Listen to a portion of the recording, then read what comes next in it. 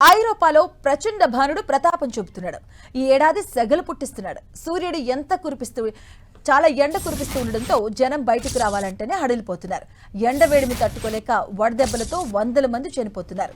Germany, Slovakia, Poland లాంటి దేశాల్లో అత్యధికంగా 41 డిగ్రీల సెల్సియస్ నుంచి 43 డిగ్రీల దాకా ఉష్ణోగ్రతలు నమోదవుతున్నాయి. దీనికే అంత తీవ్రత ఉంటుందా అని మనకు డౌట్ రావచ్చు.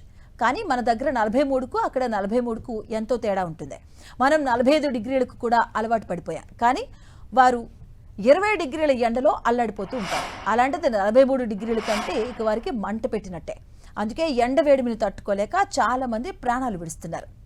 ఐరోపా ఖండంలో ప్రస్తుతం ఉష్ణోగ్రతలు ఆల్ టైమ్ గరిష్ట స్థాయిలకు చేరుకున్నాయి. అవి తాజాగా బాల్కన్స్ అలాగే యుక్రెయిన్ వైపుగా మలుతూ ఉన్నాయి. బెల్గ్రేడ్, బుకారెస్టులతో 37 నుంచి 38 డిగ్రీలకు చేరుకున్నాయి. ఇక స్లోవేకియాలో ఏకంగా 40.5 డిగ్రీలకు ఉష్ణోగ్రత చేరుకుంది. జర్మనీలో అత్యధికంగా 41.7 డిగ్రీలు నమోదైంది. ఎండలకు వడగాలులకు తోడు కావడంతో జూన్ 21 నుంచి ఇప్పటిదాకా ఒక్క ఫ్రాన్స్లోనే దాదాపుగా 1000 మరణాలు చోటు చేసుకున్నాయి. ఉష్ణోగ్రతల తీవ్రత భౌగోళిక పరిస్థితులపై ఆధారపడి ఉంటుంది. దీంతో పాటు గాలిలో తేమ, ఇళ్ల నిర్మాణ శైలి, పట్టణ వాతావరణ పరిస్థితులను బట్టి ఉంటుంది. భారత్తో పోలిస్తే ఐరోపా ఖండంపై సూర్యరశ్మి పడే విధానం భిన్నంగా ఉంటుంది.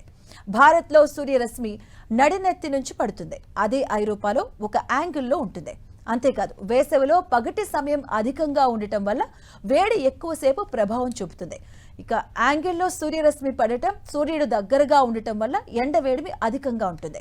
చాలా ఐరోపా నగరాల్లో 15 నుంచి 17 గంటల పాటు పగటి సమయమే ఉంటుంది.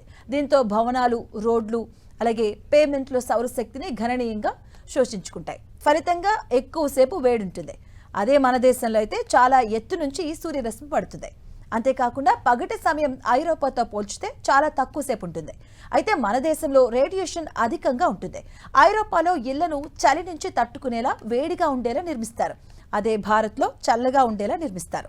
ఐరోపాలో చాలా ఇళ్లలో ఫ్యాన్స్ ఉండవు. అసలు గతంలో హీటర్లే ఉండేవి. ఇప్పుడు ఉష్ణోగ్రతలు తీవ్రంగా పెరుగుతూ ఉండడంతో చాలా మంది ఏసీలను బిగించుకుంటున్నారు. ఇక వాతావరణానికి అలవాటు పడే విధానము ఐరోపాలో భిన్నంగా ఉంటుంది. మన దేశంలో 40 నుంచి 47 డిగ్రీల ఉష్ణోగ్రతలు చాలా ప్రాంతాల్లో దాదాపుగా సర్వసాధారణంగా ఉంటాయి. అదే ఐరోపాలో చలైన, ఎండైన అతిగానే ఉంటాయి. శరీరం వాతావరణానికి అలవాటు అనేది అత్యంత ముఖ్యమైన అంశం. ఉష్ణ మండలాల్లో ఉండేవారికి ఎండాకాలంలో త్వరగా చెమట పడుతుంది. దీంతో వారు వెంటనే ఆ వాతావరణానికి అలవాటు పడిపోతారు. హృదయనాళాల పనితీరును వెంటనే మెరుగుపరుచుకోగలుగుతారు. అదే అరుదుగా ఉష్ణోగ్రతలు అత్యధికంగా నమోదయ్యే ఐరోపాలో ప్రజలు వెంటనే అలవాటు పడలేరు. గాలిలో తేమ వల్ల ఒకే ఉష్ణోగ్రతలున్న ప్రజలపై భిన్న ప్రభావం చూపే అవకాశం ఉంది.